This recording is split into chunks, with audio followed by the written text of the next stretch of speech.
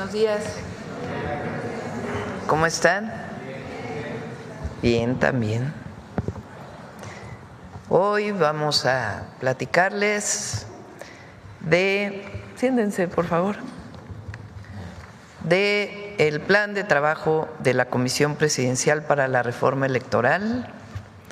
Están con nosotros Pablo Gómez, presidente ejecutivo de la Comisión Presidencial, Rosa Isela Rodríguez, secretaria de Gobernación, Ernestina Godoy, consejera jurídica, Arturo Saldívar, coordinador general de Política y Gobierno de Presidencia, Lázaro Cárdenas, jefe de la Oficina de Presidencia, y Jesús Ramírez, coordinador de asesores. Ya iniciaron las consultas y hoy nos van a platicar cómo son estas consultas, y es una invitación abierta para que todas y todos participen. Bueno, pero vamos a iniciar hoy, lunes, con quién es quién en los precios, con Iván Escalante, y luego le damos la palabra a Pablo. Adelante, Iván. Y bueno, al cierre de la conferencia con Diana, Humanismo Mexicano. Gracias. Muy buenos días a todas y a todos. Con su permiso, Presidenta. ¿Quiénes quieren los precios? Iniciamos con el seguimiento a las remesadoras. Continúa Finabien siendo la mejor alternativa de todas las que se monitorean.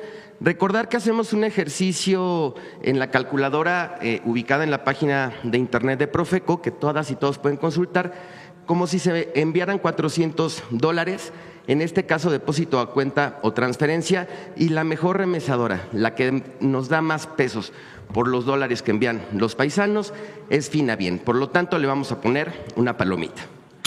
Y la que menos da con estas características es RIA Money Transfer. Hay prácticamente $300 de diferencia entre una y otra por el mismo monto. Le vamos a poner un tache. Recordar, estas son las que mejor dan, las 5 y las 5 que menos, pero hay muchas más alternativas. Adelante, por favor. En la modalidad de envíos en efectivo, la que más da es Pagafón Smart Pay, que da $7,448.95 por este mismo ejercicio de $400. Le vamos a poner una palomita. Y en envío en efectivo, la que menos da es Félix Pago, también con un poco más de $300 de diferencia. Le vamos a poner un tache. Adelante. Seguimiento de nuestros artículos de primera necesidad. Recordar que tenemos una canasta básica de 24 productos que no debe de costar más de $910 de acuerdo a la firma que encabezó la presidenta Sheinbaum con empresarios de este sector. La canasta más barata en $777.30. La ubicamos en Soriana, Mercado Calle Real, en Orizaba, Veracruz. Le vamos a poner una palomita. Y la más cara, H-E-B San Nicolás, en San Nicolás de los Garza, Nuevo León, $946.75, le vamos a poner un tache. Adelante. 3 ciudades, Ecatepec de Morelos, la más barata, Walmart Superplaza Ecatepec, $839.20, palomita. Soriana Hiper Aragón, $884.80, también palomita por estar por debajo de los $910.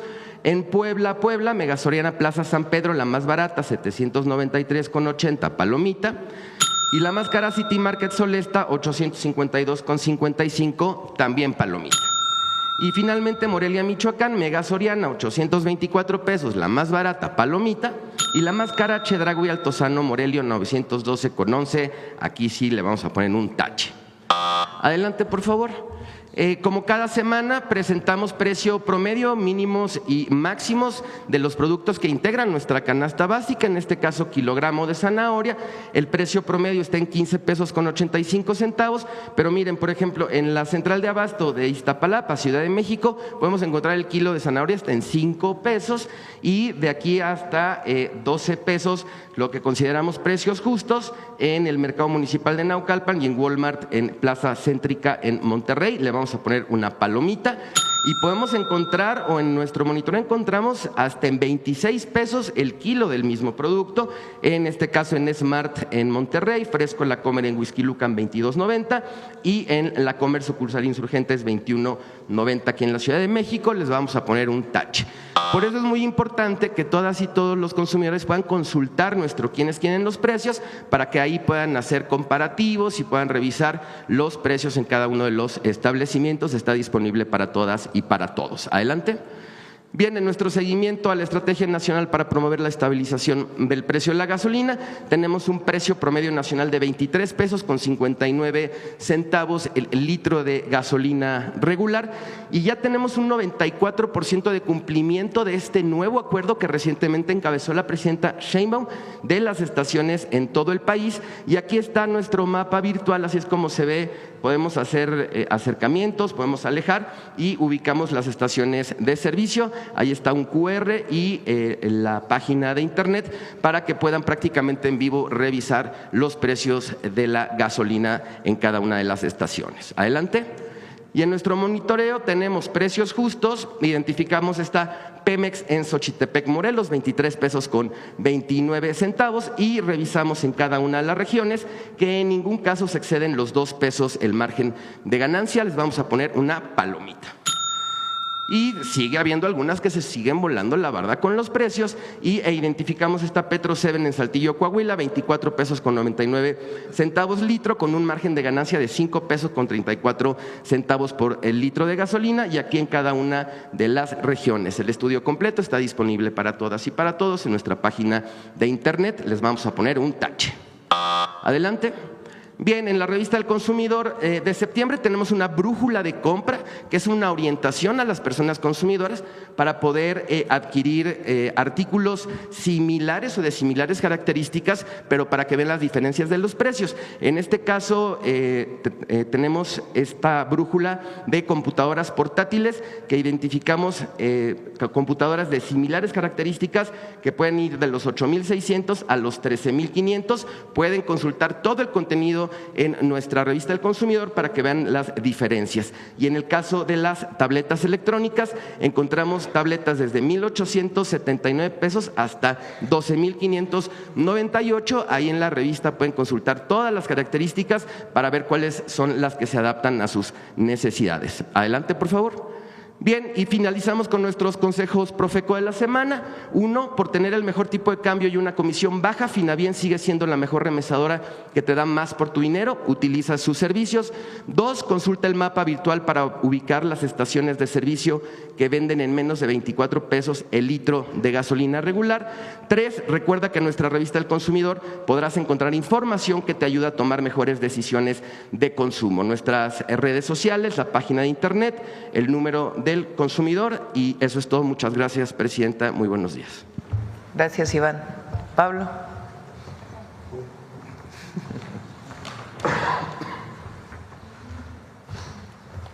Muchas gracias. Con el permiso de la presidenta. Como ustedes saben,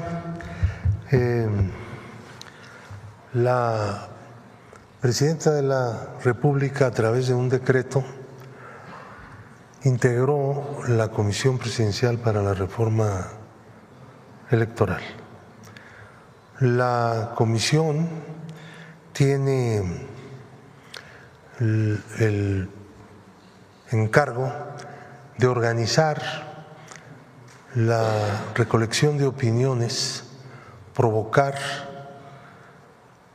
la confrontación de ideas, la emisión de puntos de vista, la realización de debates, la elaboración de estudios y la presentación de anteproyectos a la presidenta con vías a que ésta envíe al Congreso una iniciativa de reforma electoral. La comisión va a llevar a cabo, está llevando a cabo ya, se han realizado varias audiencias con el propósito de escuchar puntos de vista de personas que se inscriben para dar su opinión. Estas audiencias, las que se realizan en la Ciudad de México, se llevan a cabo en el Salón Revolución que está situado en la Secretaría de Gobernación y que ha puesto a disposición de la comisión muy amablemente la secretaria Rosa Isela Rodríguez.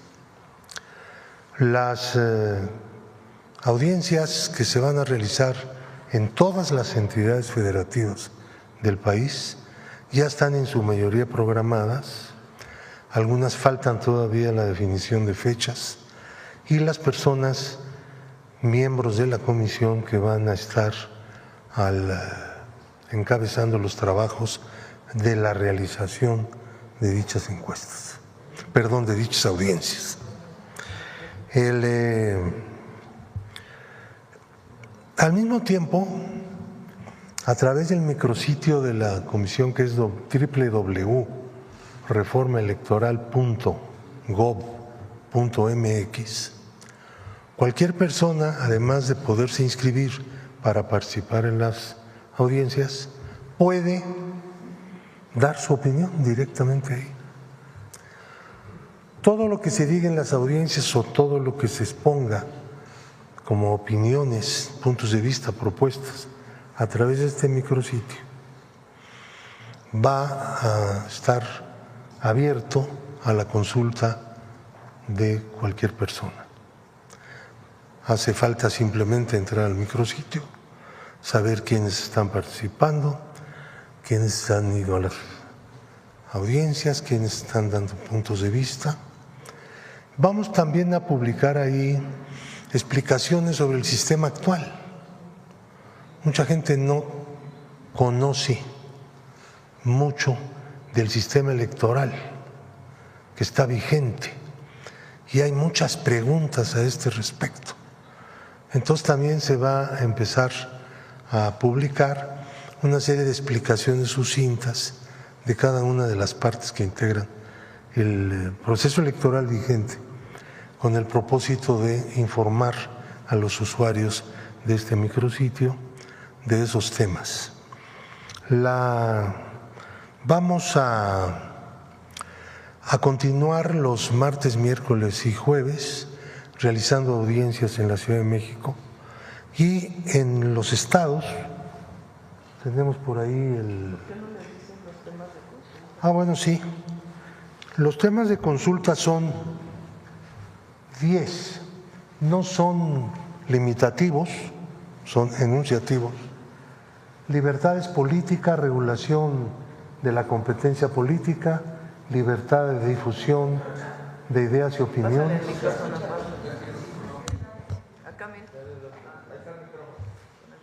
Pásale. No te mueves más rápido que yo. No sé. 2, representación del pueblo. 3, sistema de partidos. 4, financiamiento y fiscalización de gastos de partidos y campañas. 5, efectividad del sufragio y sistema de votación. 6, modelo de comunicación y propaganda política. 7, autoridades electorales administrativas. 8, justicia electoral. 9, requisitos de elegibilidad e inmunidad de personas funcionarias elegidas por el pueblo.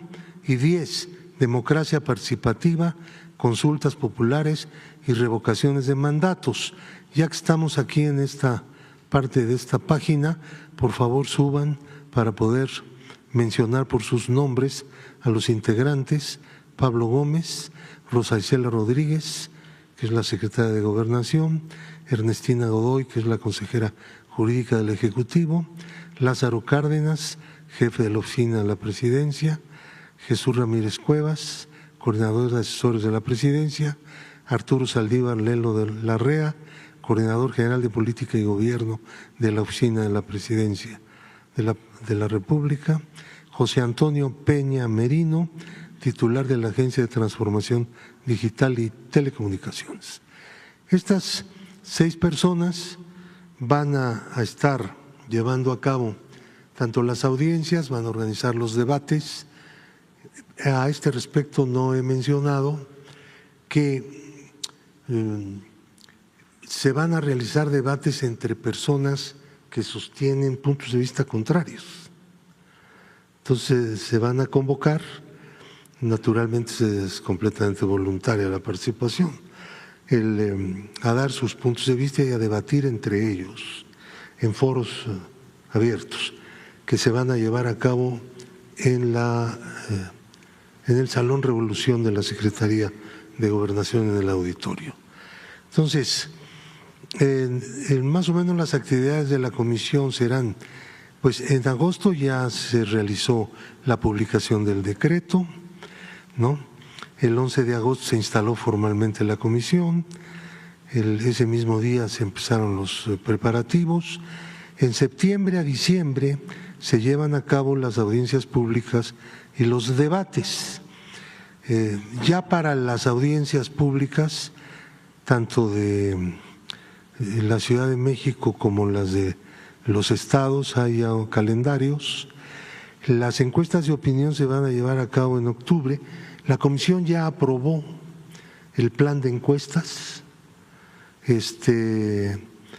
y lo que hay que hacer ahora en adelante es simplemente empezar a preparar estas encuestas y finalmente se entregarán conclusiones a la presidenta de la República para que ella elabore la iniciativa y en su caso la envíe al Congreso en finales del mes de enero, porque el Congreso entra en sesiones el 1 de febrero y entonces pues ya tiene que estar lista la iniciativa a discusión de los ciudadanos y ciudadanas legisladoras. En relación con las audiencias en los estados, Rosa Isela Rodríguez va a organizar las audiencias en Puebla, Sonora. ¿Tenemos ahí la lista? Esa. Chiapas, Nuevo León, que va a ser en la ciudad de Monterrey, Baja California Norte, Zacatecas. Ya tienen ahí fechas. Hay algunas fechas pendientes todavía, pero en estos días se van a definir exactamente cuántos se van a llevar a cabo. Arturo Saldívar tocará Quintana Roo, Estado de México, Yucatán, Oaxaca, Baja California Sur. José Antonio Peña Merino, Querétaro, Hidalgo, Guanajuato, Durango, Aguascalientes. Ernestina Godoy se hará cargo de Morelos, Campeche, que serán 2 sedes, tanto la ciudad capital del estado como Ciudad del Carmen, Tabasco, Tlaxcala y Veracruz. Lázaro Cárdenas se va a encargar de Michoacán, pues sí, Guerrero, Colima, Jalisco, Chihuahua. Jesús Ramírez Cuevas, Tamaulipas, Nayarit, Coahuila, San Luis Potosí y Sinaloa. En esas fechas, como ustedes pueden ver, va a cubrirse octubre y noviembre. Uno de ellos a fines de septiembre en Veracruz, que se va a llevar a cabo, de tal manera que la gente pueda participar en estas consultas en las entidades federativas, no solamente en la Ciudad de México. Tenemos en el micrositio www.reformaelectoral.gov.mx toda un acceso a las actividades de la comisión, desde inscribirse ahí mismo para participar en las encuestas, enviar puntos de vista, ver los calendarios, consultar cuándo se van a llevar a cabo las encuestas en las entidades federativas. Se podrá también consultar, aquí están los calendarios de las audiencias, se podrá también consultar lo que cada persona ponente en las audiencias haya dicho. Se pasará, las audiencias se están pasando a través de redes en tiempo real. Cualquier persona el martes a las 5 de la tarde, el miércoles a las 5 de la tarde y el jueves a las 12 del día puede sintonizarse en los grandes portales para poder participar en la audiencia, escuchar todo lo que se diga. Todo eso se va a publicar, absolutamente todo, y también las propuestas que se hagan a través del micrositio por escrito. Esas quedarán ahí en el micrositio, se van a organizar temáticamente para que puedan ser consultadas. La lista de los ponentes, participantes en los debates y quienes aporten sus textos, todo eso será consultable. No solamente los contenidos, sino también las listas de personas. Cualquiera va a poder entrar a consultar si alguien que conoce o del que se ha hablado ha participado ya, qué ha dicho, etcétera. Toda la información estará ahí al acceso público, al acceso de cualquier persona. Finalmente, debo decir que vamos a organizar algunas consultas de carácter temático, por ejemplo, sobre voto de mexicanos, tanto en Estados Unidos por vía virtual y en algunas ocasiones por vía presencial. Se van a realizar eventos a fin de discutir ese tema tan importante que es el voto de los mexicanos en el extranjero. El tema que tiene que ver con la diversidad, los derechos, su participación en la vida política electoral, las posibles acciones afirmativas y demás, también tendrá un foro especial. La situación de los jóvenes, el gran problema de la participación político-electoral de los jóvenes, la ejecución de acciones afirmativas que promuevan la participación de los jóvenes como candidatos en las elecciones, en relación con los pueblos indígenas, el sistema de votación que tienen muchos de ellos en el momento actual de usos y costumbres, para hacer un balance de la experiencia y para escuchar las nuevas propuestas que a este respecto están surgiendo en el seno de los pueblos y comunidades indígenas. También para hacer un balance de todo ello. Entonces vamos a estar haciendo foros en donde van a participar personas interesadas en temas más específicos, pero que tienen que ver con el temario general. El tema básico es reforma electoral y todo lo demás se divide en segmentos pues, por motivos de carácter metodológico, pero cualquier persona puede dar puntos de vista muy diversos sobre toda la temática o parte de ella que tenga que ver naturalmente con la posible reforma electoral. Entonces estamos en espera de que pues más y más personas se incorporen a consultar nuestro sitio www.reformaelectoral.gov.mx. Es muy sencillo de memorizar, es un sitio agradable en el que se pueden obtener muchas informaciones y muchas vías de participación. Ahí se pueden responder muchas preguntas ya más concretas de cómo se participa, de qué manera, etcétera. Esperamos que este ejercicio, que es inédito en la historia de las reformas electorales de México, genere una participación que no solo por cantidad, sino también por calidad se ha inusitado. Es decir, nosotros fuimos acostumbrados, las generaciones vivas, a que el tema lo trataban exclusivamente los dirigentes políticos y los gobernantes. Nada más. En este momento la discusión está abierta a todo el pueblo. La discusión no tiene ningún límite, no tiene ninguna cortapisa. Hay un espacio abierto para cualquier iniciativa, cualquier planteamiento, cualquier argumento, cualquier crítica. No será nada censurado y de cualquier persona.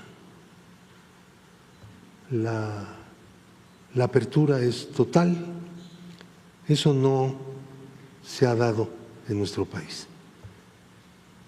Así que estamos muy contentos de que la presidenta Claudia Sheinbaum haya convocado a un ejercicio completamente nuevo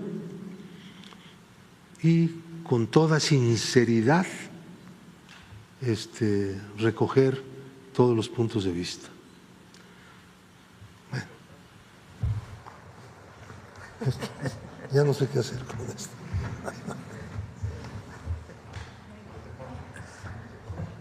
Bueno, pues esta es la propuesta. Ya iniciaron estos foros. De nuevo pone la dirección electrónica del sitio.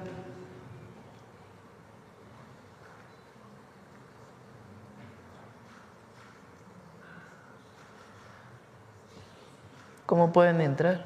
Ahí está. reformaelectoral.gov.mx. Ahí pueden poner sus propuestas o asistir a alguno de los foros en alguna entidad de la República. Es de aquí a diciembre, bueno, noviembre realmente, y en enero estaríamos presentando una propuesta a partir de esta consulta pública. Bueno, ahora sí, vamos a las preguntas. Vamos, a ver aquí. Gracias, presidenta. Buenos días. Karina Aguilar, de Diario 24 Horas. Justamente sobre este tema de reforma electoral señalan que el presidente de la comisión, Pablo Gómez, señala que este es un ejercicio pues inédito y inusitado. Sin embargo, pues recordamos que en anteriores reformas electorales que se han dado también estaban integrada la oposición, incluso él participó como oposición en diversas reformas. En esta ocasión, ¿por qué formalmente, aunque sabemos que se puede hacer a través de las audiencias y demás, por qué la oposición no está formando parte no está formando parte de la comisión presidencial? Es que es distinto. Ahora ya no son las cúpulas partidarias quienes deciden la reforma electoral, es la gente, y ahí está la oposición. Entonces no es 5, 6, 7 personas, por más que sean dirigentes de partidos políticos, quienes van a opinar solamente. Ahora opina la gente que quiera asistir a los eventos o que quiera enviar su propuesta, y ahí está también, por supuesto, dirigentes de la oposición. También preguntarles cuántas audiencias ya se han realizado y con quiénes.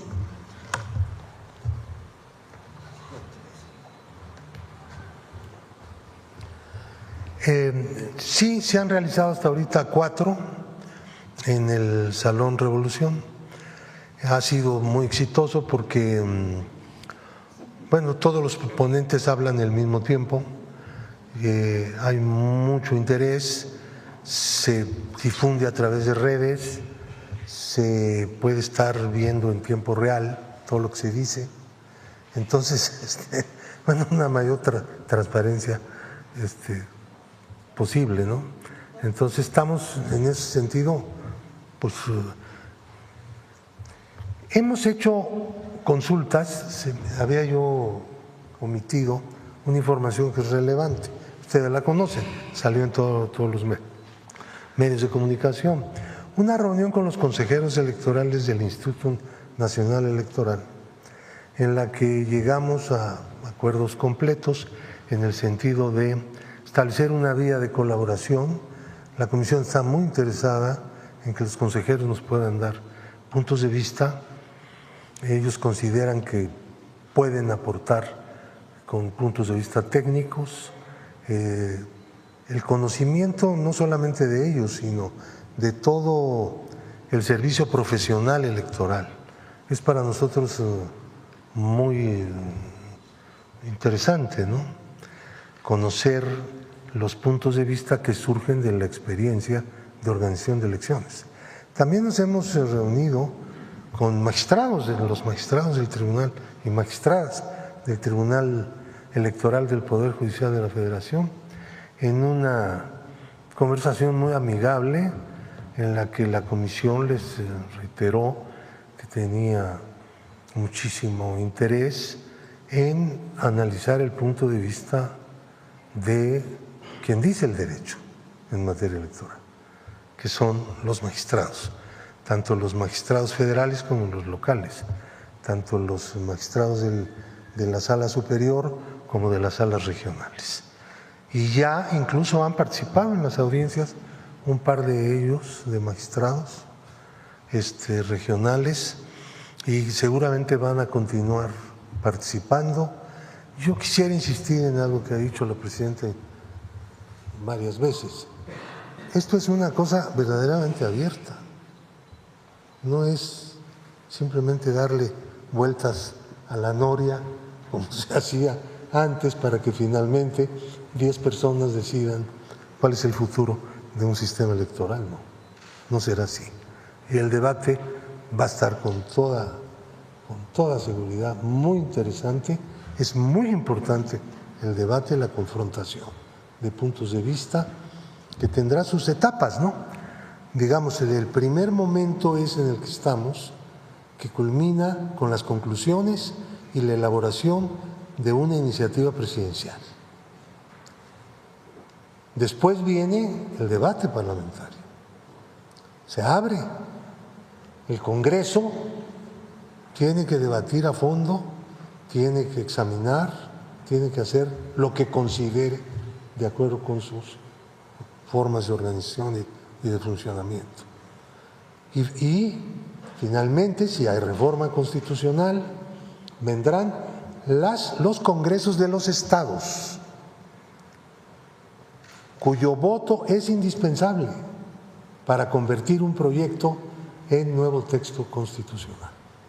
Y después vendrá pues toda la parte de leyes reglamentarias que tendrán que elaborarse también a través de iniciativas presentadas al Congreso y en el Congreso mismo. Y después de eso vendrá también todos los paquetes de elementos normativos que dictan las autoridades electorales administrativas del país. Entonces esto va a estar muy interesante y va a generar seguramente muchísimo interés. Gracias. Presidenta, también preguntarle en torno a las reformas en cuanto a la aduanal. ¿Tiene pensado mantener a las Fuerzas Armadas como administradoras de las aduanas? Sí, ya lo había dicho. Bueno, el administrador es Rafael Marín, es un civil. Él es el titular de la de la Agencia Nacional de Aduanas, la ANAM. Hay varios civiles que están en puestos directivos y de responsables de cada una de las aduanas. En el caso de tierra son de retirados o en servicio de la Secretaría de la Defensa Nacional, y en el caso de puertos de la Secretaría Marina. También preguntarle, en Diario 24 Horas publicamos el día de hoy que el nuevo Poder Judicial heredó una solicitud de presupuesto para alimentos y utensilios de 565 millones de pesos para el comedor de los empleados. En aras de la austeridad, presidente, este sería otro de los rubros que tendrían que eliminarse del próximo presupuesto, así como el de los salarios que no se van a dar. Bueno, ellos tienen la atribución de definir para qué son sus recursos. El Congreso, lo que nosotros estamos solicitando y entendemos que está de acuerdo el nuevo Poder Judicial, es que haya una reducción del presupuesto al Poder Judicial de cerca de 15,000 millones de pesos, que fue lo que se aumentó la anterior presidenta. O sea, del 2024 al 2025, la propuesta de presupuesto que se envió viene de la Corte anterior. esa corte pidió un aumento de presupuesto de 15,000 millones de pesos. Entonces nosotros lo que decimos es, si va a haber salarios más bajos, si va a haber austeridad republicana, como lo ha anunciado no solamente su presidente, sino el nuevo órgano administrativo, pues entonces no tiene sentido aumentar en tanto, ¿verdad? Entonces es una reducción de alrededor de 15,000 millones de pesos que tienen que ir dirigidos de acuerdo con lo que determina el Congreso, pero nuestra propuesta es que vayan a salud, educación y sobre todo inversión pública.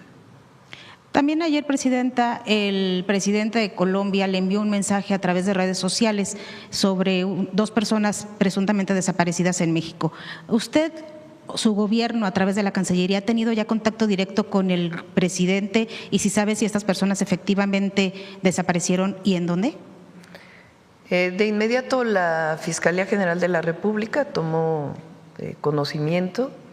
Hay una denuncia en la Fiscalía General de Justicia de la Ciudad de México, no en Sonora, como decía el presidente de Colombia. La Cancillería está en contacto, no he entrado yo en contacto con el presidente Petro, pero sí la Cancillería mexicana con la Cancillería colombiana, y se están haciendo las investigaciones ya por la Fiscalía General de la República, la Secretaría de Seguridad y Protección Ciudadana y la Fiscalía General de Justicia de la Ciudad de México para saber quiénes son estas personas, la denuncia de desaparición y pues la investigación sobre el caso. Y por último, mi parte, presidenta, en un hecho muy lamentable en Coahuila, un trabajador de una tienda de autoservicio H-E-B en esta entidad murió luego de que compañeros del trabajo le hicieran pues una mala jugada al ponerle desengrasante en su bebida. Al parecer la empresa no ha querido colaborar con las autoridades y también quisiera saber si ustedes saben si van a colaborar, si el Gabinete de Seguridad le ha informado, si ya hay denuncias al respecto y qué está pasando con los empleados que le hicieron esta mala jugada a la persona. Sí, está en manos de la Fiscalía Estatal, la Fiscalía del Estado de Coahuila, es muy lamentable. Y por supuesto, ahí el Gabinete de Seguridad va a estar pendiente del caso. Gracias, presidente. Muy bien, gracias. A ver aquí. Hola, buenos días, presidenta. José Leveña, de Publimetro. En primer lugar, me gustaría preguntar sobre cuál es la misiva que le ha dado al canciller Juan Ramón de la Fuente ante la Asamblea General de la ONU que comienza hoy en Nueva York. ¿Cuál es el encargo que le ha dado en el discurso general, sobre todo en este contexto de guerra comercial, el reconocimiento de varios países del Estado palestino y de las tensiones con Venezuela? El canciller lleva un mensaje de paz y dentro de lo que es la política exterior de nuestro país. Por cierto, es importante aclarar que la primera vez que reconocemos a un embajador, en este caso embajadora, de Palestina, con todos sus derechos como embajador, es en nuestro gobierno. La primera vez que un presidente, una presidenta, en este caso la presidenta, entrega o recibe las cartas credenciales del Estado palestino y se reconoce como embajadora, a quien está hoy fungiendo como embajadora de Palestina, es con nuestro gobierno. Antes se reconocían representantes diplomáticos, pero no había habido embajadores. La primera vez que hay una embajadora palestina como tal reconocida es con nuestro gobierno. Eso es muy importante que se conozca. Lo segundo es que nosotros hemos acompañado desde el presidente López Obrador y ahora todas las denuncias que se presentaron junto con el gobierno de Chile por la situación que está viviendo Gaza y todo el posicionamiento de acuerdo con la comunidad internacional de que pare este genocidio en Gaza. Esa es nuestra posición. Y por supuesto el reconocimiento de los dos estados, el Estado de Israel y el Estado palestino, y que no puede haber una agresión a la población civil como la que está habiendo en este momento. Esa es la posición que lleva el canciller y la posición que tenemos nosotros. Y es importante que se conozca. Ahora que he estado recorriendo el país, ha habido pequeños grupos que han estado defendiendo a Palestina, y es importante que se conozca la posición que hemos tomado desde el principio, y buscando siempre como Estado mexicano, como nación, dentro de nuestra política exterior, la paz, la no intervención y la autodeterminación de los pueblos. Así lo establece nuestra Constitución y ese es nuestro posicionamiento. Durante las últimas semanas se ha hablado mucho del presupuesto del próximo año y se habla del tema del impuesto al refresco.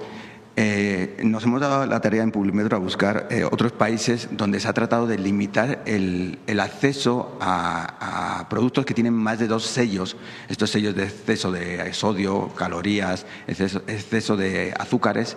Países como Chile controlan que las personas que tienen vales de despensa del gobierno no puedan acceder a este tipo de productos con más de 2 sellos. ¿Se podría estudiar la posibilidad que en México se controlara también, pensando en la salud de los ciudadanos, que los ciudadanos no pudieran adquirir ese tipo de productos con 3 sellos si están comprando con vales de despensa o con tarjetas del gobierno? La gente es adulta. Nosotros siempre vamos a orientar hacia la educación, la comunicación. Es muy difícil que a través de una tarjeta del Banco de Bienestar uno diga no puedes comprar esto o no puedes comprar aquello. De hecho, la mayoría saca su dinero del Banco de Bienestar a partir de la tarjeta. Entonces nosotros consideramos que lo que tiene que haber es conciencia. En el caso de las niñas y los niños, por eso sí hicimos una prohibición en las escuelas, porque desde pequeños pues tiene que haber una orientación muy clara. Pero nuestra visión esencialmente es a orientar con campañas informativas de aquellos alimentos que generan daños a la salud en el corto y en el largo plazo. En los vales de despensa de cualquier nivel de gobierno hay prohibiciones para comprar alcohol y tabaco. ¿Se podría implementar algo similar? No, la gente tiene derecho a utilizar sus recursos y nosotros tenemos la obligación, principalmente para la población adulta, de orientar. En el caso de este aumento en el IEPS, pues tiene que ver con también una orientación, pero es muy distinto a la prohibición. En las últimas semanas también, no sé si conoce el caso que en Nuevo León, en el municipio de Santa Catarina, en el centro de atención animal entraron 67 perros en estado crítico y la sociedad nuevoleonesa se manifestó, incluso hubo cargas policiales en este municipio. ¿Qué políticas podría llevar su gobierno para orientar que estos centros de atención animal, en el que en ese específico en los 2 últimos años han sacrificado más de 1.200 perros y gatos, para fomentar que la ciudadanía sea consciente, ¿no?, del cuidado de los animales? Falta la ley que se está construyendo de manera colectiva también. La ley de cuidado animal se llama, Ernestina, ¿cómo se llama? Ley de cuidado animal, derivado de la reforma constitucional. Entonces, esperemos que este mismo año podamos ya enviar la iniciativa de ley. Sí conocía este caso en específico que se convirtió en tendencia en redes sociales. No, pues obviamente es lamentable y tiene que actuar la autoridad estatal. Gran parte de estos temas tienen que ver con los estados. Obviamente nosotros orientamos y damos nuestra opinión, pero pues tiene que actuar en este momento la autoridad estatal. Y ya por último, hace unas semanas usted nos emplazó a que va a haber una mañanera con Clara Brugada, Pablo Lemus y Samuel García para hablar del Mundial. Ya viene lo de tenemos que reunirnos con el equipo esta semana y ya pronto vamos a estar hablando del Mundial. Muchas gracias. ¿Quién más por acá? A ver, Carlos, que hace rato que no pregunta. Doctora, buen día. Carlos Guzmán de 4 Telecomunicaciones Veracruz. Pues consultarle, aprovechando que está aquí todas las personas que saben del tema electoral. Cubrimos la fuente electoral también, platicábamos del tema hace algunas semanas con Carla Honfi, que es para mí, en mi humilde opinión, una de las personas que más saben del tema electoral. Ella fue consejera del Instituto Electoral de la Ciudad de México, pero también tiene una propuesta del tema de reforma de mexicanos en el extranjero, la cuestión del voto. ¿Se va a manejar el tema de voto electrónico, don Pablo Gómez, en esta iniciativa, o qué es lo que se va a buscar plantear en esos foros, aparte obviamente de la cuestión de que se reconozca el derecho de los mexicanos a votar desde Estados Unidos o desde cualquier país del mundo? ¿Se va a manejar tal vez alguna otra herramienta para poder reforzar justamente la fiscalización de lo que es el tema electoral y el tema de partidos políticos, que es importante? ¿En cuánto podría reducirse o se tendría que reducir el presupuesto de partidos políticos, que es otro de los temas, y la desaparición de los soples, si nos puede comentar? Nosotros no hemos realizado una propuesta. Al revés, estamos permitiendo que haya propuestas por parte de la ciudadanía abiertas, y a partir de ahí vamos a generar una propuesta para enviar al Congreso. Entonces, no tenemos todavía una decisión de si debe ser voto electrónico, aunque consideramos personalmente pues que es una buena opción y facilitar el voto de los mexicanos en el extranjero, las mexicanas en el extranjero. Pero no tenemos una propuesta de en cuánto debe reducirse el monto a los partidos políticos. Hay una propuesta personal, pero estamos esperando a esta consulta pública que estamos haciendo para poder construir finalmente una propuesta. No sé si quieras comentar algo, Pablo, sobre esto. El segundo tema que le quiero consultar es tema legislativo. Hace algunos días Ricardo Monreal presentó una propuesta para este tema de los cobros indebidos que se hacen en plataformas digitales y que prácticamente te hacen contratos en los cuales te fijan plazos por un año para estar contratando servicios, en caso de telefonía celular, televisión por cable. ¿Cómo ve usted esa iniciativa, doctora? Pues la vamos a revisar con Secretaría de Economía, Secretaría de Hacienda y la Consejería Jurídica. En este caso, también no sé qué usted considera que podría, bueno, si la revisa, a ver si posteriormente nos puede comentar qué se le podía modificar o adicionar a esta reforma. Pero sí, y ya para finalizar, usted habla mucho del tema, y está bien, de los deportistas mexicanos. Los ciclos olímpicos, hace algún tiempo que cubría deportes, comienzan justamente cuando termina un juego olímpico. Es donde empieza todo el ciclo olímpico, entrenadores, fisiatras, capacitadores. En el sexenio, de las pocas cosas que tuvo el sexenio de Fox fue traer entrenadores extranjeros a nuestro país. Usted debe conocer a Mayín. Mayín fue el entrenador de Pablo Espinosa, Tatiana Ortiz, incluso de Rommel Pacheco, que nosotros le hicimos un pedazo de clavado, porque él tiene, junto con otro clavadista, el clavado de 3.8 con 2 vueltas en B en dificultad. Es un clavado muy complejo, por el cual obviamente puede uno ganar medalla de oro, es lo que manejan ellos apreciación.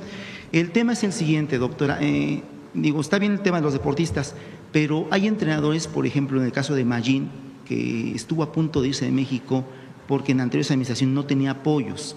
Nos comentaba Rommel Pacheco en un evento que se tuvo aquí en Ciudad de México con Alejandro Armenta, que ya había un plan para poder apoyar también a entrenadores, de que también ellos sean reconocidos cuando su deportista gana medallas. Es algo muy importante porque a veces los entrenadores pues prácticamente pues tienen un sueldo base y a los deportistas les dan resultados, se les dan medallas, se les dan casas, premios económicos. Si nos puede comentar si es que está la propuesta que nos dice Rommel Pacheco respecto a este tema, doctor. Sí, lo platicamos el día que vinieron los medallistas y estuvo aquí Mayín, la entrenadora de clavados. Se le está dando todo el apoyo de distintas maneras. Por supuesto que queremos que esté aquí. La definición de si traemos a un entrenador de fuera o no, pues depende de Rommel y de los equipos y de las propias, de los propios deportistas y también de alguna federación. Es una decisión que le dejamos a quien sabe, que es Rommel y quien dirige la CONADE. Si toman la decisión de que es importante traer un entrenador, una entrenadora de otro país, por supuesto que se le da todo el apoyo para que así sea. Y sí, es el reconocimiento tanto a los deportistas como a sus entrenadores. También este fin de semana hubo más medallas, ¿verdad? A ver, ¿por qué no los pones? Que siempre es importante reconocer todos los deportistas, hombres y mujeres que ponen en alto el nombre de México.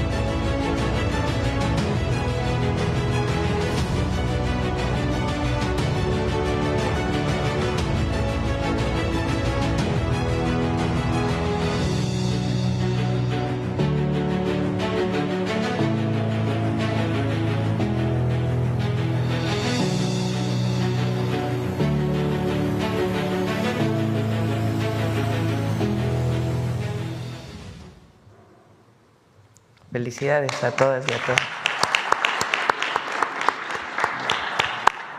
Y ya para finalizar, doctora, hablaba sobre el tema de la ONU y de este reconocimiento al Estado palestino, pero hace algunos meses que estaba todavía en funciones el anterior presidente de lo que es el Senado de la República, pues hacía la propuesta de que el Estado mexicano pudiera traer a México básicamente a niños que están sufriendo. Se habló con la embajadora y se le hizo conocimiento de esto y en caso de ser necesario saben que está la propuesta. ¿Sí se contempla entonces? Sí. Sí. Gracias, doctora. Buenos días.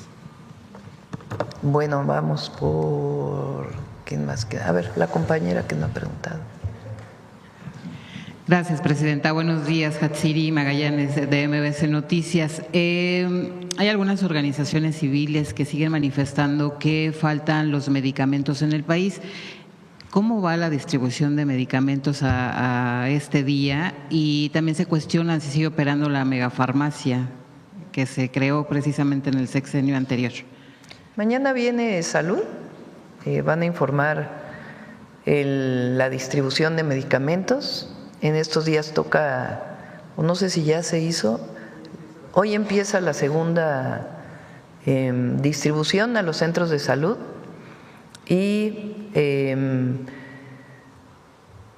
el tema de los medicamentos para cáncer también se hizo un esquema de distribución especial, ya no tiene que pasar por los almacenes estatales, sino que va directo de la megafarmacia a los 52 o 56, no recuerdo, 56 centros médicos en donde se atiende cáncer por parte del IMSS Bienestar. En el caso del IMSS y el ISSSTE también están en la distribución de medicamentos. Hay medicamentos muy especializados de cáncer que se requieren muy poquitos por el tipo de cáncer que tiene alguna persona y en esos casos se está haciendo también una revisión especial. Y en el caso de los hospitales también ya hubo una primera distribución, terminamos la segunda de centros de salud y vamos a la segunda distribución a los hospitales. Hay algunos casos de medicamentos que ya fueron adquiridos y que la empresa no los ha entregado, es decir, están incumpliendo los contratos. En esos casos la Secretaría Anticorrupción y de Buen Gobierno está tomando medidas y está facilitando para que se puedan adquirir con los mismos precios a otros proveedores. Entonces, va avanzando muy bien la distribución de medicamentos. quiero recordarles que algo de lo que se hizo en el IMSS Bienestar es que antes el envío de medicamentos venía a solicitud de los médicos. ¿Qué medicamentos se requerían a partir de la solicitud de cada uno de los centros de salud? Eso generaba muchas complicaciones burocráticas, de aquí a que se hacía la solicitud, el pedimento. Entonces el doctor Kersenovich, un doctor secretario de Salud, médico muy reconocido nacional e internacionalmente, junto con comités de médicos y el director del IMSS Bienestar, lo mismo se está haciendo en el IMSS y en el ISSSTE, tomaron la decisión de que hubiera un grupo de medicamentos que fuera de primer nivel. En vez de que sea solamente a solicitud, son le llamamos kit de medicamentos o un grupo de medicamentos que son los que necesariamente tienen que estar en el primer nivel. Y entonces, más allá del pedimento de los médicos, ese número de medicamentos, de claves de medicamentos y el número de medicamentos se están enviando cada mes completos. Si sobra el medicamento es mejor a que haya la ausencia del medicamento. Eso es lo que cambió por completo el abasto de medicamentos en el primer nivel. Lo mismo se hace en el segundo nivel y la revisión en el IMSS y en el ISSSTE. Gracias, presidenta. Y la megafarmacia está funcionando. Gracias. Por otro lado, preguntarle sobre estos casos que se están registrando de gusano barrenador en el país, si ustedes prevén que se endurezcan las medidas por parte del gobierno estadounidense ante este problema. Estuvo un equipo de la secretaria Rawlings, de la secretaria de Agricultura de Estados Unidos, durante varias semanas en México, terminaron hace unos días e hicieron una revisión de las condiciones de seguimiento que estamos haciendo en México. Están por dar su determinación. Encontraron, hasta donde me informa el secretario Verdegué, pues que se está haciendo todo lo que está en nuestras manos para evitar mayor contaminación del gusano barrenador y están por emitir próximamente su dictamen. Lo importante aquí es que hubo un acuerdo con el gobierno de los Estados Unidos que no fuera discrecional la decisión de abrir o cerrar la frontera, sino que fuera con base en una serie de indicadores técnicos. Y eso lo aceptaron y es lo que está por definirse en unos días. Gracias, presidenta. Finalmente, este fin de semana, el hermano del expresidente Andrés Manuel López Obrador, Ramiro López Obrador, hizo una declaración en una de las giras que usted ha estado realizando en los estados en torno a que sería deseable que Adán Augusto López declarara en torno a este caso de Hernán Bermúdez. ¿Usted coincide con esta declaración? Lo he dicho aquí varias veces. No, eso lo define la Fiscalía, no lo definimos nosotros a partir de las investigaciones. Es una definición de la Fiscalía a partir pues de la investigación que se haga. Y ya el propio senador Adán Augusto dijo, si me llaman voy a declarar, no tengo ningún problema. Entonces es una decisión de la Fiscalía. Gracias, presidente. Y lo importante es que está detenido, que eso casi nadie lo menciona en los comentócratas, en quien habla en los noticieros de todos los medios. Están detenidos esta persona y todas las personas que presuntamente, porque tiene que haber un juicio, pues están involucradas con episodios de violencia en Tabasco. Gracias, presidente. Gracias, presidenta. Buenos días. Rodrigo Muñoz, de NX Noticias. Preguntarle, para comenzar, el Fondo Monetario Internacional eleva de 0.2 a 1.0% el pronóstico de crecimiento para México e incluso, bueno, dice que podría verse una aceleración pronunciada para el 2026. ¿Su opinión al respecto, presidenta? Ahora sí, se los dije. Somos optimistas. Siempre hay que ser optimista, siempre. Es más cuando uno está gobernando, tiene que ser optimista. Imagínense si uno fuera pesimista, negativo. No, somos optimistas. Pero además estamos trabajando para ello. No es como antes, que todo se dejaba a las fuerzas del mercado. No, nosotros estamos trabajando en el Plan México. Nos reunimos todas las semanas haciendo la revisión de qué falta, cómo falta, cuáles son los indicadores con la Secretaría de Hacienda y trabajamos todos los días. Y con todo y las dificultades que pudiéramos haber previsto por los aranceles a nuestro país y la integración económica que tenemos con Estados Unidos, estamos saliendo adelante. Y eso es principalmente por el pueblo de México, que es trabajador. Y estamos trabajando todos los días para avanzar en la inversión pública, la inversión privada, la disminución de importaciones. Entonces hay plan y vamos a seguir trabajando todos los días. Presidenta, ya está casi concluido. Y el modelo que cambió, perdón, porque es ahora lo que digo en los eventos, en los informes, que por cierto nos ha ido muy bien. A ver si ponen la foto del de Chiapas, 40,000 personas.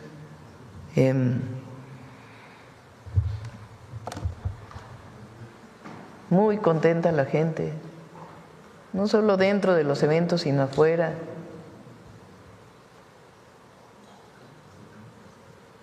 Es inédito dar los informes en los estados y la verdad es que la gente está contenta de que estemos haciendo esta rendición de cuentas. Y ahí menciono cómo es que salieron 13.5 millones de mexicanas y mexicanos de la pobreza. Pues es una visión, es un modelo distinto que se condensa en una frase: por el bien de todos, primero los pobres. El aumento al salario mínimo, con eso había dado 135%. Es que 36 años de no aumentar el salario mínimo en términos reales, esta mentira que se dedicaron a decir durante 36 años, de que si aumentaba el salario mínimo iba a haber inflación, de que si aumentaba el salario mínimo se iba a devaluar la moneda, de que si aumentaba el salario mínimo no iba a haber inversión. En 7 años aumentó 135% en términos reales, después de 36 años de no crecimiento. Pero además no hay inflación o está controlada la inflación, récord en inversión extranjera directa, y el peso es una de las monedas más estables del planeta. Pues claro que cambió el modelo. Se apoya al que menos tiene y eso potencia el mercado interno y apoya hasta los de arriba, hasta los banqueros se ven beneficiados con ello. Y la otra, los programas de bienestar, que no se nos olvide que durante la campaña se sacaron sangre para decir que iban a mantener los programas de bienestar y que nada más pasó la campaña y el presidente del PAN dijo: nos equivocamos, es que dijimos mentiras, hubiéramos dicho realmente lo que pensamos, no estamos de acuerdo con los programas de bienestar, con esta cosa de que no hay que darles el pescado, sino hay que enseñarles a pescar. Entonces, eso es lo que ha cambiado en México, eso es lo que nos sostiene y por eso va a continuar la transformación y por eso esta gira se llama La Transformación Avanza, porque eso es lo que está ocurriendo en México y por eso hay tanta fuerza y tanto apoyo popular a nuestro gobierno, por más que calumnien, por más que digan. Eso hay fuerza en el movimiento que representamos, porque no nos estamos desviando de nuestros principios. Presidenta, precisamente justo iba a mencionar el balance de esta gira que está por concluir ya por todo el país, bastante positivo al parecer, pero le quería preguntar, en la gran mayoría de los estados a donde ha tenido la oportunidad de recorrer estas últimas 3 semanas, ¿cuál sería usted que tiene este diálogo con los ciudadanos? Pues el sector o el tema que aún está pendiente y que es repetitivo, es decir, ¿qué es lo que más le piden a ustedes los ciudadanos para que pues el gobierno pues siga depende de cada sitio, cada estado es distinto. En algunos casos es seguridad, en otros casos es apoyo a pescadores, en otros casos es apoyo al campo, en otros casos mayor acceso a empleo a cierto sector de la población. Por ejemplo, mujeres de los 30 a los 60 años solicitan mucho empleo. Estamos viendo con Marat cómo hacemos para generar condiciones de empleo para las mujeres de este sector de edad o de este rango de edad en nuestro país. Varía mucho dependiendo de cada lugar. ¿Ya todo listo para el 5 de octubre? Aquí en el 5 de octubre vamos a cerrar aquí en la Ciudad de México, en el Zócalo. Y sí, es una muy buena experiencia el rendir cuentas estado por estado. Presidenta, ya casi por último, el reporte que tenga sobre la tormenta tropical Narda que ya se encuentra frente a las costas de México. Sí, a ver si nos da lo último, Laura. Y por último, nada más una pregunta al titular de la Profeco. Llamaron a revisión más de 1,000 vehículos de la empresa Mazda por un fallo técnico, saber por qué se debió o si tiene más conocimiento sobre este caso, por favor. Gracias. Con permiso, Presidenta. Los llamados a revisión es una práctica muy común entre los proveedores y Profeco. Ellos hacen su propio llamado y lo que nosotros ayudamos a hacer es a amplificar dicho llamado. Entonces, ellos nos van reportando poco a poco. Si ustedes han visto, hasta en la propia revista del consumidor se hacen llamados a revisión de automóviles, de alguna pieza, por ejemplo, de algún cinturón de seguridad, de algún juguete. Es decir, son muchos los llamados que se hacen. Si quiere, en particular, pido una nota sobre este auto en particular y pedimos la información al proveedor a ver cuántos han acudido a este llamado y cuáles han sido los resultados. Gracias, Presidenta. Vamos por acá, a ver, la compañera de Veracruz. Y luego atrás. Tú has estado pidiendo la palabra. Gracias, Presidenta. Olga Ojeda Lajud, corresponsal de Diario del Istmo, imagen de Veracruz, del Corporativo Imagen del Golfo. Presidenta, me gustaría saber qué opina sobre la falta de homologación de algunas leyes del orden político, como es la revocación de mandato. Le pregunto esto porque en Veracruz el tema de la revocación de mandato se encuentra en una situación particular. A pesar de que ya está reconocida en la Constitución Federal, el Estado de Veracruz es la única entidad federativa que no ha promulgado la ley local que la regule, por lo que la figura no puede ser utilizada, ¿no?, por la ciudadanía. Pues tiene que decidirlo cada estado. Nosotros está en la Constitución para el presidente de la República. Hay estados que han avanzado, por ejemplo, Julio Menchaca recientemente planteó que se va a someter a revocación de mandato pronto. Entonces lo tiene que definir cada entidad de la República y sí creo que le corresponde a los ciudadanos de cada estado.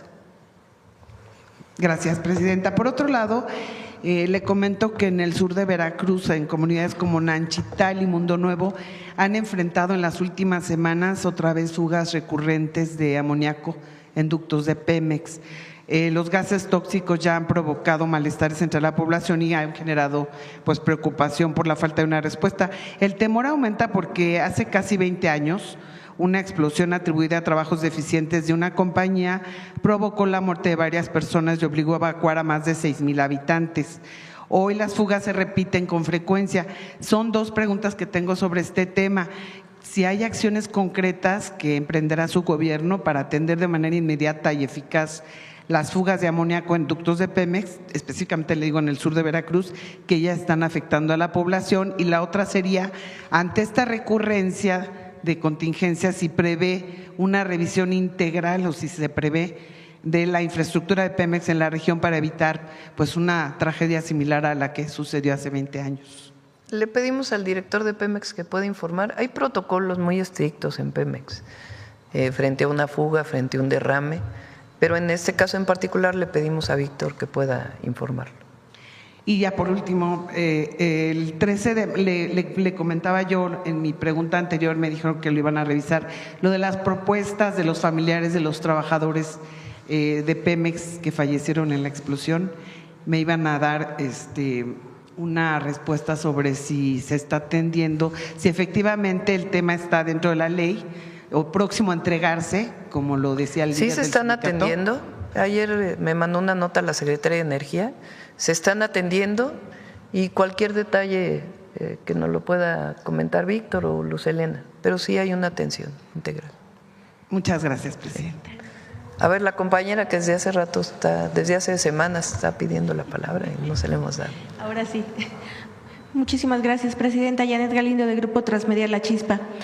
Presidenta, dos temas. Primero, en torno a esta reforma electoral, en estos foros que se han llevado a cabo ya, ¿cuáles son los temas principales que se han tratado y cuáles son los que más la gente o quienes se han registrado, los que más han pedido? Y saber si tienen una cifra aproximada de las personas que han entrado al macrositio o ¿cuántos van hasta el momento? ¿Cuántos registros van hasta el momento? ¿Tienen el dato de cuántas personas? ¿Cuántas personas han entrado al micrositio a dejar sus propuestas? No sé en este momento, pero… A ver si Pepe Merino nos da la actualización de que no vino hoy. ¿De cuántas personas? Okay. ¿Y qué temas son los más recurrentes? Gracias. Perdón por no traer aquí la estadística exacta. Todo el tiempo está cambiando. Sí. Los temas recurrentes son los que tienen que ver con la efectividad del sufragio. Todo, que esto es una cosa muy amplia, y los procedimientos. Una cosa muy importante para la gente que entra al micrositio y los que participan en las audiencias es, por ejemplo, algo así como las pruebas en materia electoral, ¿no? Los litigios, la conducta de los magistrados. Por otro lado está también la existencia de tribunales en los estados que tienen un ámbito muy pequeño, muy reducido para resolver. Y las cosas más importantes que resuelven son turnadas a los tribunales federales. Este es un tema bastante recurrido también, la existencia de los organismos administrativos electorales que forman parte de los estados, pero que son normados por el Instituto Federal. No, tenemos una situación un poco extraña. No son plenamente estatales, tampoco son federales. Hay una mezcla y entonces hay que ordenar de alguna manera esta situación, ¿no? Eso se habla mucho, se pregunta mucho y hay muchas propuestas. Y luego finalmente las propuestas que a casi nadie se le ocurre, pues también las escuchamos. Por ejemplo, una que decía hay que desaparecer el Senado. En 1857 lo desaparecieron. Zarco les dijo no hagan eso.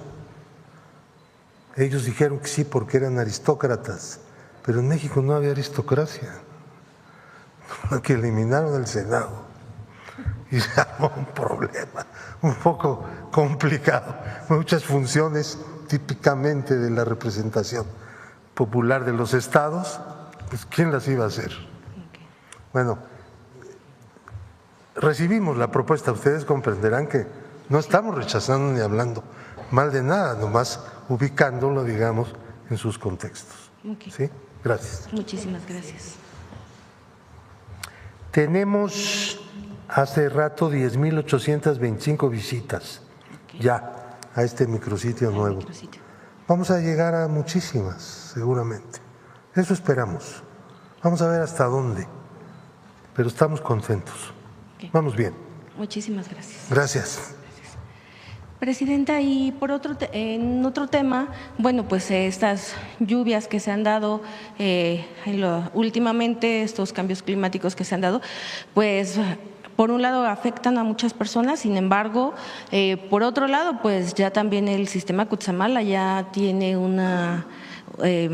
ya está en una capacidad del 84% hasta el último registro, pero también saber de qué forma se va a aprovechar esta agua y esta capacidad, cómo se va a distribuir en la zona metropolitana, cómo vamos a aprovechar ese recurso. Sí, en el país, los dos estados que todavía, bueno, ahí son la península de Baja California Sur y Baja California, Sonora y Sinaloa, son los estados que todavía tienen las presas a niveles bajos, todavía son los estados donde no han llegado las lluvias, y hay otros estados donde al revés hay más lluvias del promedio histórico. El Cutzamala, afortunadamente ya las presas están al 84%. Fueron 4 años de tener que reducir la cantidad de agua que venía del Cutzamala a la zona metropolitana del Valle de México porque las presas estaban muy bajas, y ya va a recuperar la cantidad de agua que llega. Normalmente el Cutzamala envía a la zona metropolitana alrededor de 15 metros cúbicos por segundo, digamos histórico, unos meses más, otros meses menos, otros años más, otros años menos.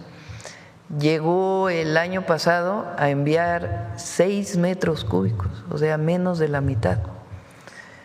Ahí, desde que nosotros estuvimos y después Martí, se hizo un trabajo muy importante para garantizar la distribución, la operación del propio sistema, tanto en la Ciudad de México y en el caso del Estado de México, en el Estado de México.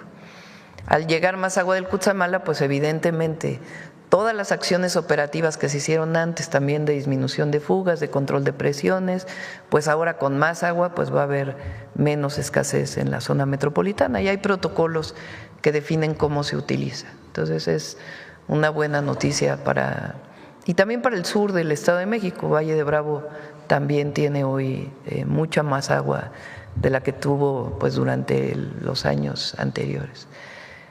El tema pues hoy es Sinaloa y Sonora, que son muy importantes porque es la producción de grano, tanto el sur de Sonora como todo Sinaloa.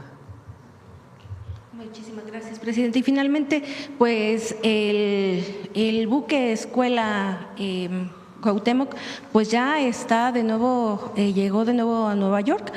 Saber cuál fue el proceso que tuvo con este percance que se tuvo, cuál fue el balance, y pues ya está este buque. El dictamen todavía no se tiene formal por parte de las autoridades de Estados Unidos. Entiendo que ya muy pronto van a darlo, pero ya está arreglado este buque Cuauhtémoc tan importante, y zarpa nuevamente. Es un buque escuela, recuerden. Hoy me lo informó el almirante, y no sé si el día de hoy o mañana es que ya va a zarpar, y va a tener pues ahí la compañía también de altos mandos para que puedan estar junto con los cadetes. Muchísimas gracias, presidente. ¿Quién más? A ver acá, compañero. Todavía hay tiempito. Muchas gracias, presidenta. Julio Mar Gómez, de Medios del Pacífico de Baja California Sur, BCS. Presidenta, preguntarle qué mensaje podría interpretarse para la política contemporánea el caso del expresidente Bolsonaro, pues con una sentencia de 27 años, y pues qué podría decirnos al respecto. Bueno, ahí sí es decisión de Brasil, ¿no? En ese caso no, como bien dice nuestra Constitución, no tenemos por qué tomar una posición, pero pues es una decisión finalmente de la Corte de Brasil. Gracias, presidenta. En otro tema, Estamos en curso de una investigación periodística y le comentó, Presidenta, que es notorio para su gobierno el sector aeroespacial, el sector aéreo, vaya. Es de suma importancia, pues así lo vemos en el presupuesto 2026, que se incrementa el 51% de los recursos para Mexicana y el 13.4% del AIFA. Así como también pues, se prevé un incremento para la FAC a fin de que cumplan con sus objetivos y garantice la seguridad operacional, anular riesgos de ciberataques y contar con el personal más calificado, capacitado. Y lo digo por el ciberataque, así como ocurrió en Europa recientemente. Presidenta, muchos miles de millones de pesos están en juego, gasto público e inversión privada para que el sector salga a flote como se ha planeado. Será momento de voltear a ver a la FAC, ver lo que se hace o lo que no hace. Hay el general retirado Enrique Miguel Ballín y los grupos aeroportuarios que se enriquecen aparentemente por permisos, como Azur, de Fernando Chico Pardo, que reporta al erario que quiere y que tiene en su poder uno de los aeropuertos con mayores ingresos del país. Presidenta, el gobierno de Estados Unidos el lunes pasado prohibió a Aeroméxico Delta, presuntamente por la falta de seguridad aérea. Además, se ha pronunciado una y otra vez por actividades ilícitas. Aquí hemos hecho una investigación, que el cual podemos compartirlo, sobre este caso. Se habla que algunos políticos y funcionarios podrían estar relacionados, ya que argumentan tener una buena relación con la 4T y operan para lograrlo. Nos hacen saber que estos señalamientos hay evidencia, como visas europeas que llegan a ser falsas y que llegan a Cancún con apoyo de aviones charter o privados con matrícula americana, violando pues las reglas de cabotaje al amparo de la FAC. Pues de las bitácoras tenemos algunas evidencias de vuelo que se pueden con mucho gusto aportarlas. Presidenta, de lo que hemos estado haciendo, podemos ver qué actividades podemos ver para evitar este tipo de situaciones que usted ha hecho a favor de las aerolíneas, como el rescate de Mexicana y demás, pero ¿cómo podemos evitar este tipo de situaciones de aparente corrupción? Ahora son temas distintos, ¿no? Por cierto, todo nuestro apoyo al presidente Lula, Eso es independiente de opinar sobre un juicio particular en Brasil, pero queremos mucho al presidente Lula y todo nuestro apoyo. Bueno, creo que hay varios temas que estás ahí poniendo juntos en el caso de las aerolíneas y la FAC. Se está haciendo una revisión general, particularmente de la FAC, incluso auditorías que no se habían realizado hace tiempo. Ahí pues es la propia Secretaría de Anticorrupción y Buen Gobierno quien tiene que definir si hay pues algún mal manejo o no. Pues es un tema, y el fortalecimiento de la FAC y todo lo que tiene que ver con aviación civil. Otro tema muy distinto fue la resolución del Departamento de Transporte de Estados Unidos recientemente. Ahí el Departamento de Transporte hizo 4 observaciones a situaciones, particularmente del Aeropuerto Internacional de la Ciudad de México. Entonces, las 4 fueron contestadas, totalmente. No encontramos ninguna razón para la decisión que están tomando, que tiene que ver con no validar de nuevo esta alianza Delta Aeroméxico, porque dicen que uno de los argumentos es que se llevó la carga del Aeropuerto Internacional de la Ciudad de México al AIFA, al Felipe Ángeles.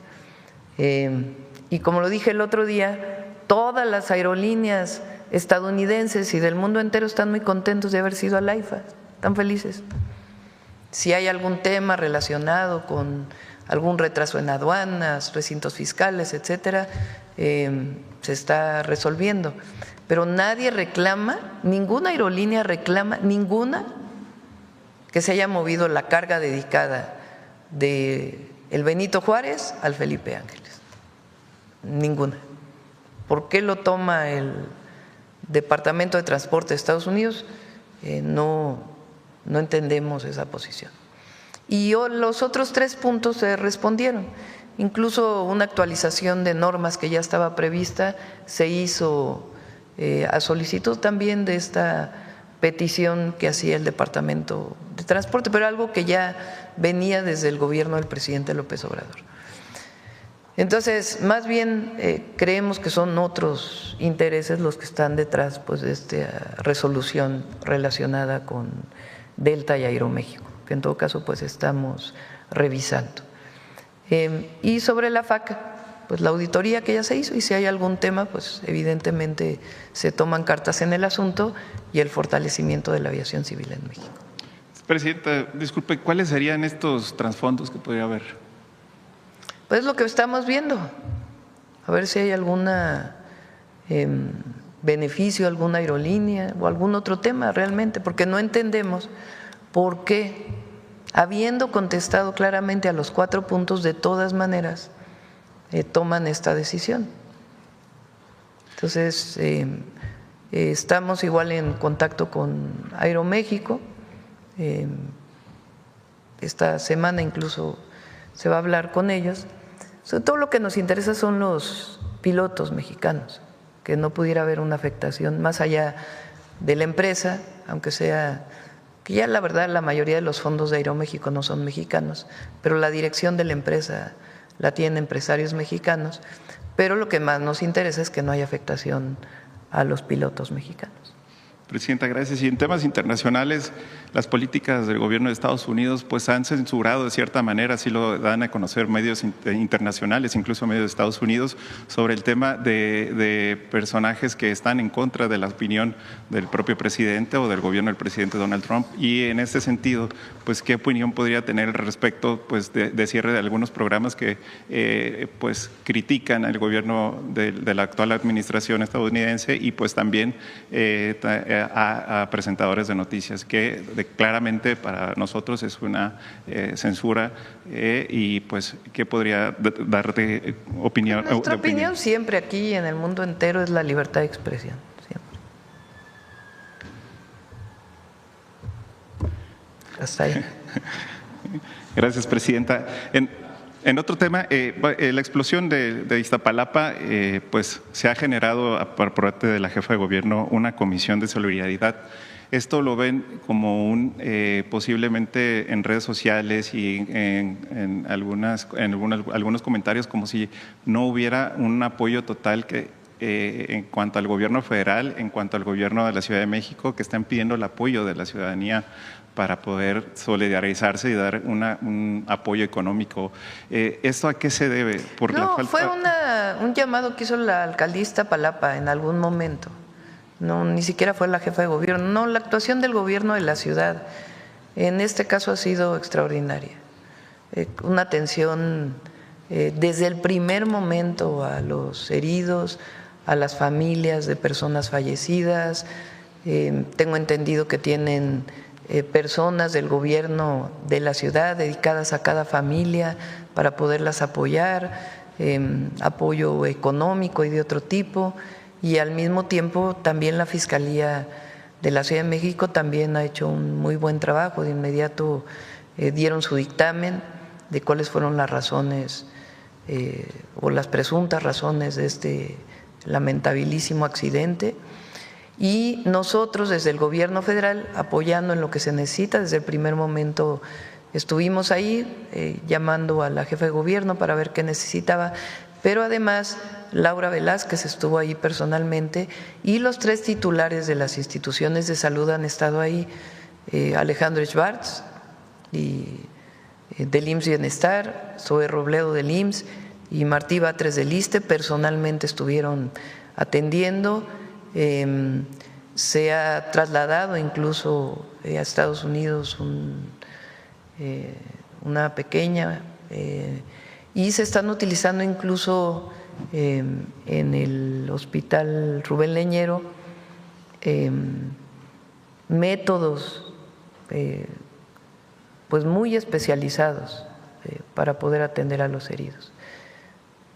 Para eso mañana que toca salud, ¿verdad, Presidenta? ¿Perdón? Mañana toca salud también. Mañana toca salud y ahí les pueden preguntar con más detalle. Excelente, sí. Muchas gracias, Presidenta. Ya en otro tema, desde marzo hay una orden de aprehensión en contra de Guillermo Fragoso Báez, líder de la USON, y del sindicato 25 de marzo y 22 de octubre, que también tiene el control de otras células criminales reconocidas por la Fiscalía General del Estado de México, como los Mayas y la Choquiza, cuyo líder Alejandro Guilmar, alias El Choco, pues ya está en el altiplano, Presidenta. Preguntarle si en la mesa de seguridad que encabeza usted, pues continuará pues este problema en cuanto a que a veces se han establecido o se ha dado a conocer en diferentes medios, y pues que la impunidad desde hace muchos años que se evidenció este tema, ¿no?, de Guillermo Fragoso Báez, a pesar que ya han sido publicadas, insisto, en diferentes medios, y que estos delitos que se han cometido en el Estado de México, como la extorsión, que va a la alza, el narcomenudeo, secuestro, despojo de terrenos, inmuebles, asesinatos y falsificación de documentos mismos, que también han sido denunciados en la mañanera, y pues durante esta y la pasada administración, Presidenta, ¿hay algo más que se pudiera trabajar para evitar Pero esto? Es la Fiscalía. Es que nosotros no perseguimos delitos. Sí, yo sé. Podemos denunciar y dar seguimiento, y en particular en los temas de seguridad, pues somos coadyuvantes del Ministerio Público en la detención de presuntos delincuentes. Pero en casos como este, pues ahí es la Fiscalía quien tiene que determinar. Gracias, Presidenta. La transformación avanza, y pregunto cuánto nos visitará Baja California Sur y en dónde. Próximo fin de semana vamos a todos los estados que nos faltan. Va a estar buena la gira. Vamos a Chihuahua, Baja California Sur.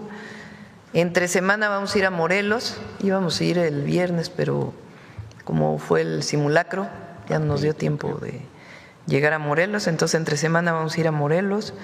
Luego, no esta, sino la próxima semana, ¿no? El 30 vamos a Morelos. Luego, pero este fin de semana, Chihuahua, Baja California Sur, Jalisco, Nayarit, Sinaloa y Colima. Son bastantes. Muchas gracias, Presidenta.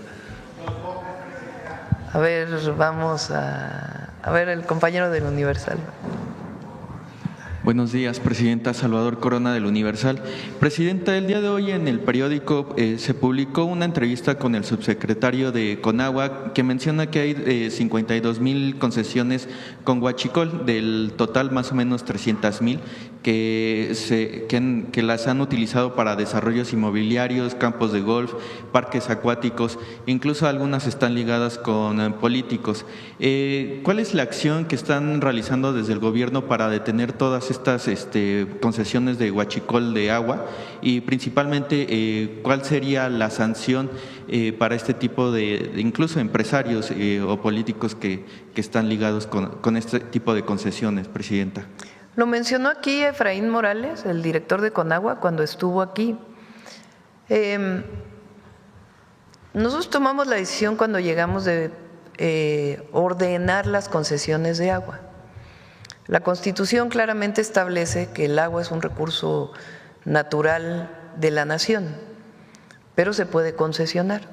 Se puede concesionar para riego agrícola, se puede concesionar para uso municipal, es decir, para el agua potable que se consume, se concesiona a municipios o estados, se puede concesionar a industrias, se puede concesionar a hoteles. Entonces, hay mecanismos para la concesión. Incluso en su momento, en la transición, lo platicamos con el presidente López Obrador. Él me dijo, no nos dio tiempo a nosotros de poner orden en todas esas concesiones. Pues platicamos como muchas otras cosas, que por cierto espero que ya salga el famoso libro. Lo platicamos de cómo era posible que había muchas concesiones que no estaban en orden. Entonces nosotros desde que llegamos tuvimos el objetivo de poner orden en las concesiones. Había 3 bases de datos. Muchos de los documentos que sustentaban las bases de datos fueron quemados en el 2019, justo cuando entró el presidente López Obrador en un incendio en la Conagua, en el último piso de la Conagua. Nunca se supo, no se pudo dictaminar si fue provocado o no ese incendio. Pero lo cierto es que muchos documentos que sustentaban esas concesiones pues ya no existen. Entonces Mauricio, que es quien da la entrevista, que que está a cargo de este tema, es el que ha estado a cargo pues de poner orden. Ya prácticamente se revisaron 90% de esas concesiones. ¿Qué es lo que se ha encontrado? En algunos casos, por ejemplo, había concesiones para riego agrícola. El riego agrícola no paga derechos, desde siempre ha sido así. Para concesionar agua, incluso por ejemplo la Ciudad de México, que recibe agua del Cutzamala, paga muchísimo de agua en bloque. Eso se va a un fideicomiso que después se regresa a obras a la Ciudad de México y al Estado de México. Pero todos los municipios pagan agua, su concesión de agua. El riego agrícola no paga agua porque se considera pues que es para la producción de alimentos. Pero lo que pasó es que en la época de Salinas de Gortari se permitió la transición en la ley de derechos de privado a privado, sin que regrese la concesión al Estado y luego se pueda concesionar a otra persona, de acuerdo con la disponibilidad de agua, sino que los permisos se pueden decidir entre privados. Eso llevó a una situación muy grave, porque resulta que hay muchos desarrollos habitacionales en donde la concesión era de riego agrícola, no paga agua y ahora se usa para el desarrollo habitacional. Entonces, ¿qué es lo que está haciendo Conagua? A ver, vamos a visitar tu concesión, sigue siendo para riego agrícola, no es riego agrícola, pues tienes que pagar y tienes que pagar una multa y ponerte en orden y empezar a pagar la cantidad de agua que estás utilizando. Así en varios temas. Igual está el caso de Duarte en Chihuahua, donde prácticamente pues incluso se dinamitó una de las presas para que pudiera correr el agua porque estaba utilizándose de manera ilegal. Entonces, nuestro objetivo es que a finales de este año ya quede esa base de datos bien establecida y seguir revisando pues todos los casos en donde hay ilegalidades. Yo no le llamaría en algunos casos huachicol de agua. Huachicol de agua sería en todo caso donde se perfora una pipa, un ducto de agua para un uso ilegal. También hay esos casos que también se han estado poniendo orden, de casos en donde se venden pipas muy caras y estos no compran el agua, sino que hacen daño en un ducto. Entonces, todo esto es uno de los trabajos que ha estado haciendo la Conagua de manera muy importante y la verdad Mauricio ha estado haciendo un trabajo excepcional. Presidenta, en esta revisión han detectado, más allá de políticos, políticos, a expresidentes que tengan ahí algún tipo de concesión o que hayan otorgado a sí mismos este tipo de concesiones. Que tenga información que me haya dado la Conagua, no. Gobernadores, exgobernadores. Exgobernadores, pues el caso de Chihuahua y hasta ahora no me han informado de algún otro caso. Probablemente exista, pero no me lo ha informado la Conagua. Pero hay muchos casos desde industrias hasta, sobre todo estos casos que cambian el uso, no pagan agua y es para otros usos, ¿no? Entonces, y también es importante decirlo, porque así como hay estas ilegalidades, ha habido mucha cooperación de muchísimos empresarios, industriales, agricultores, grandes agricultores o de producción de leche, por ejemplo, en donde han devuelto concesiones. O sea, por ejemplo, tenían concesionados, no sé, 1,000 millones, bueno, no estoy exagerando, 1,000 metros cúbicos, es muy poquito eso, pero supongamos 1,000 metros cúbicos que se les concesionaron y en realidad están utilizando 200.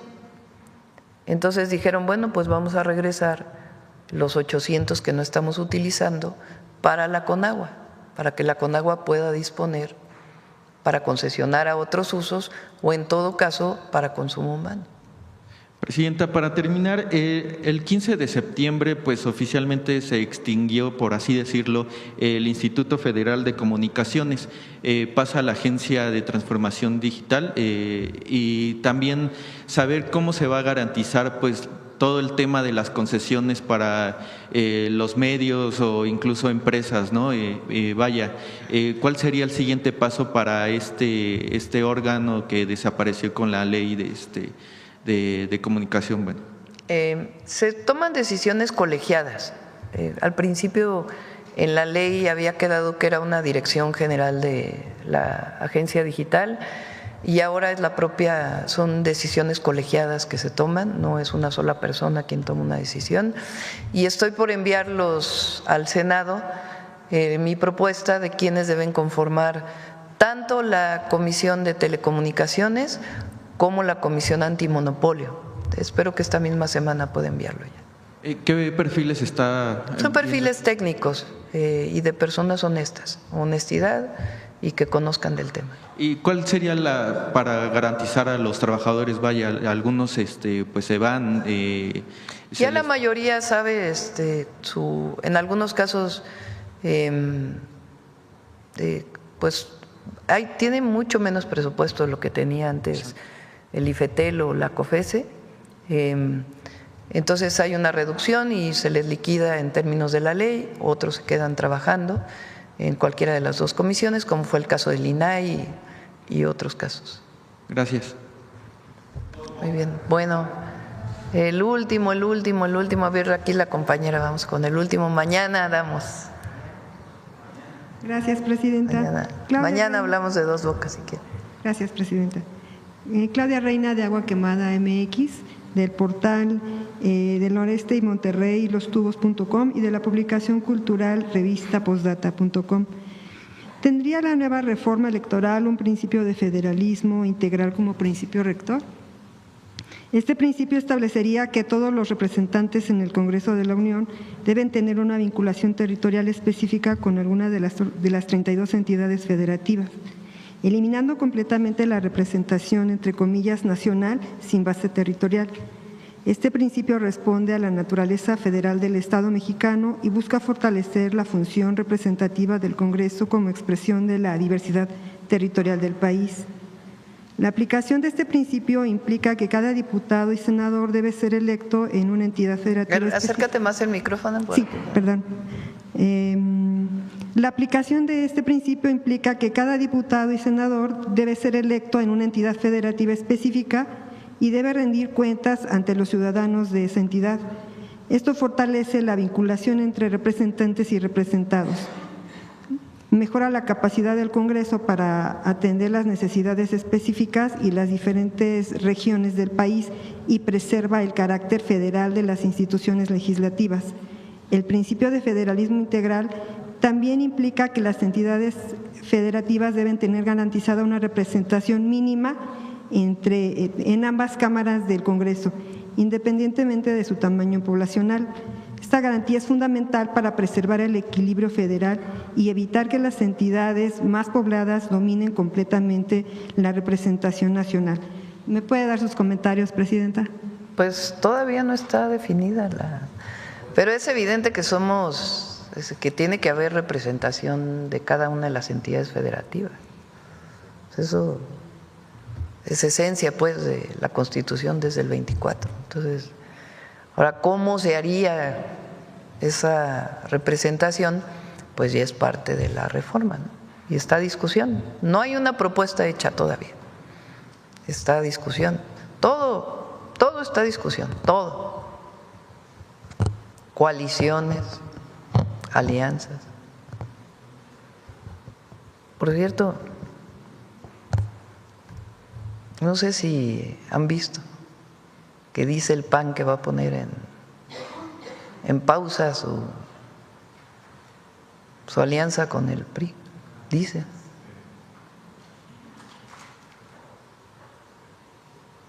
Dicen por ahí también que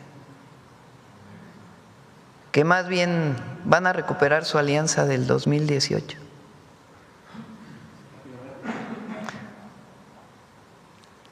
O sea, a ver, ¿cuál fue la alianza del 2018? ¿Quién postuló a Anaya? ¿Y quién más? Que van a recuperar esa alianza, dice. Va a ser MACPAN. ¿Y el PRI? ¿No les parece raro todo esto? Todo este show de Alito.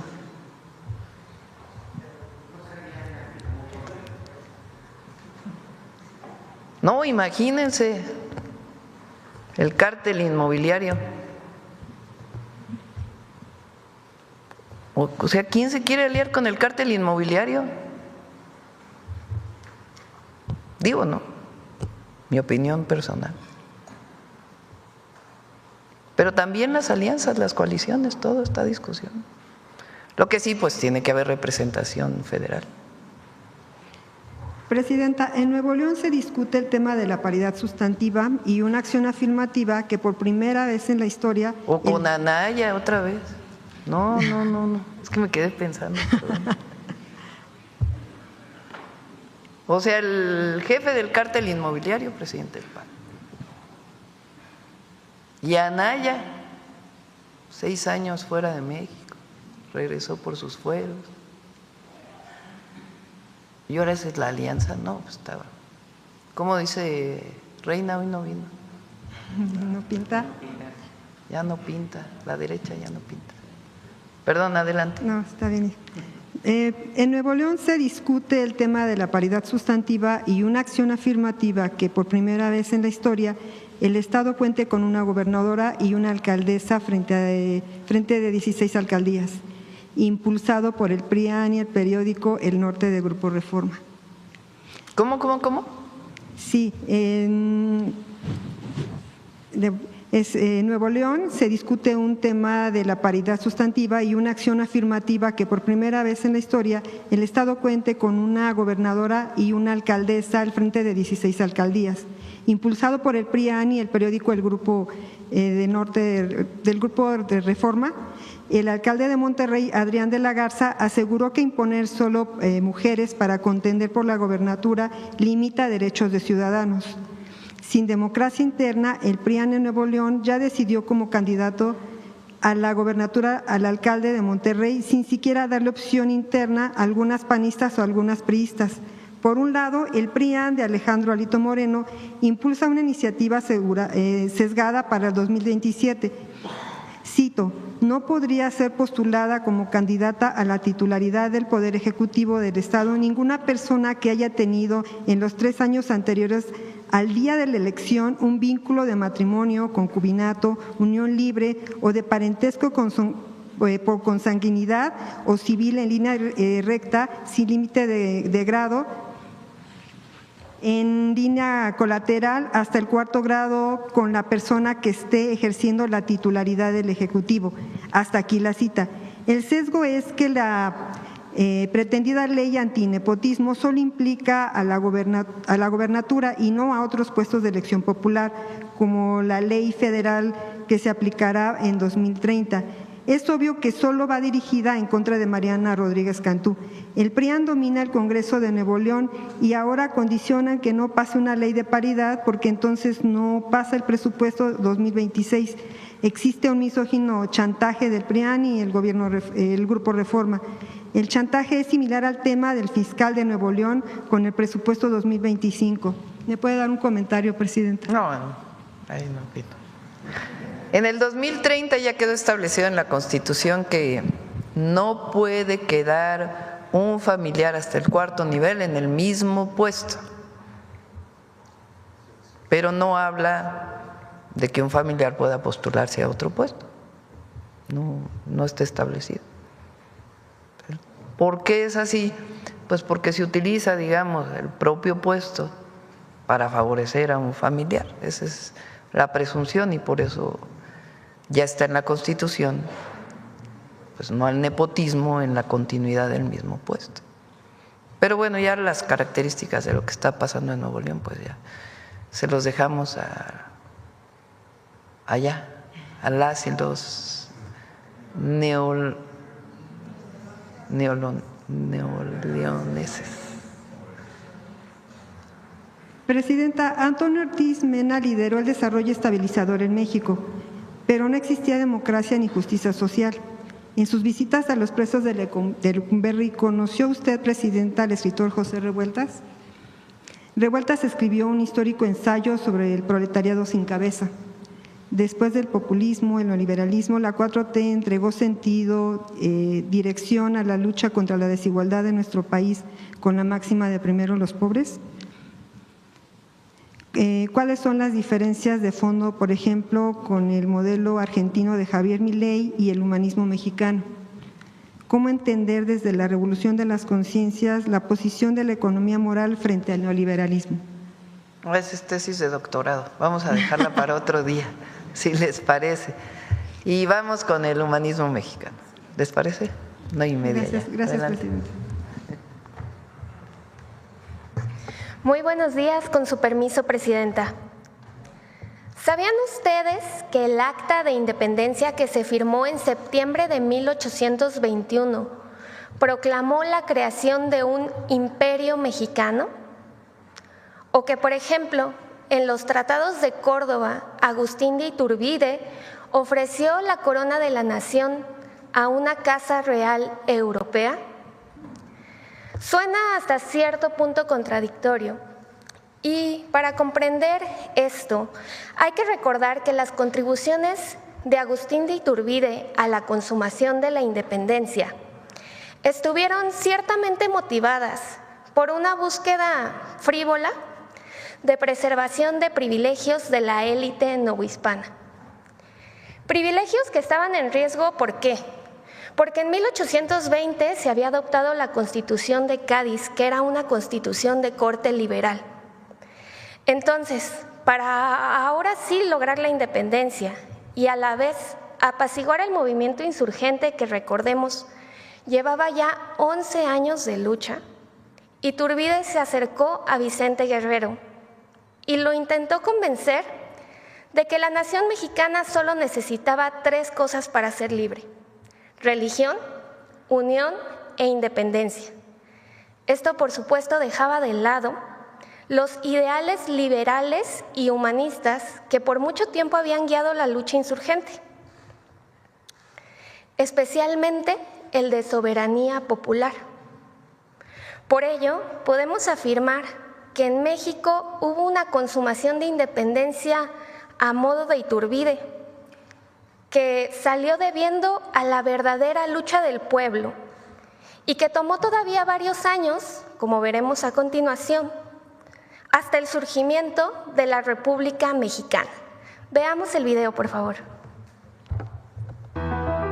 Si bien el 27 de septiembre de 1821, con la entrada del ejército trigarante a la Ciudad de México, terminó oficialmente el conflicto armado, no es del todo cierto que México haya conseguido su libertad, conquistado la igualdad o abolido la esclavitud. 3 de los principios de la lucha que iniciaron Hidalgo, Allende, Aldama y Josefa Ortiz Telles Girón, y continuaron Morelos, López Rayón, Leona Vicario, Gertrudis Bocanegra, Manuela Molina, Guadalupe Victoria, Vicente Guerrero y miles de hombres y mujeres del pueblo digno. Entonces, ¿qué fue lo que pasó? Para poner fin al conflicto armado, el realista Agustín de Iturbide convocó al líder insurgente Vicente Guerrero para encontrar una salida a 11 años de conflicto. Con el plan de Iguala, ambos bandos se convirtieron en el ejército de las 3 garantías. Desde el principio, el posicionamiento insurgente fue claro. En enero de 1821, Vicente Guerrero escribió a Iturbide: Nuestra única divisa es libertad, independencia o muerte. Si este sistema fuese aceptado por usted, confirmaremos nuestras relaciones, combinaremos planes y protegeré sus empresas. Pero si no se separa del Constitucional de España, no volveré a recibir contestación suya, ni verá más letra mía. Obre usted como le parezca, que la suerte decidirá, y me será más glorioso morir en la campaña que rendir la cerviz al tirano. Le repito que todo lo que no sea concerniente a la total independencia, lo demás lo disputaremos en el campo de batalla. Meses después del encuentro en Acatempan, el realista firmaría los tratados de Córdoba con el representante español Juan O'Donoghue, a quien Iturbide le ofreció a España el Imperio Mexicano, en primer lugar para Fernando VII y, si éste no accedía, a otros 3 miembros de la familia Borbón, los infantes Carlos, o en su caso a Francisco de Paula, hermanos de Fernando, y si ninguno accedía, al sobrino del Borbón Carlos Luis u otro individuo de esa casa real. Esta estratagema fue fraguada por Iturbide y apoyada por jefes militares criollos, miembros del alto clero, comerciantes, autoridades y hacendados, con el único fin de asegurar sus fueros, ya que en España la Revolución Popular del general del Riego reinstauró la Constitución Liberal de Cádiz de 1812. Los españoles y criollos en México temían su aplicación aquí. Así, Iturbide traiciona a los insurgentes, pues nunca dejó de ser realista.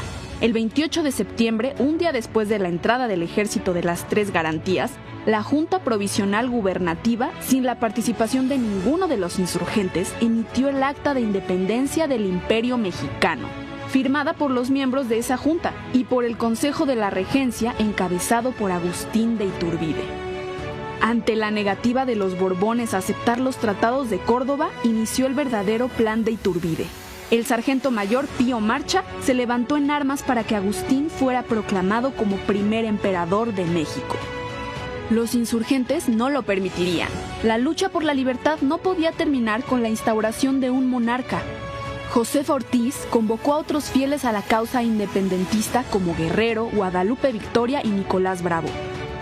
Los insurgentes derrocaron al autoproclamado emperador en 1823 y convocaron a un Congreso Constituyente que proclamó el Acta Constitutiva de la Nación Mexicana el 31 de enero de 1824.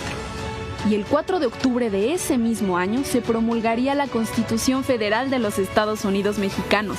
3 años después del fin de la lucha armada, México consumaba su independencia como un gobierno republicano, en donde su soberanía reside en el pueblo y por tanto es representativo y federal. Así se logró la primera transformación de la vida pública nacional, base del humanismo mexicano que defiende y festeja una patria libre y soberana. Muchas gracias. Buen día.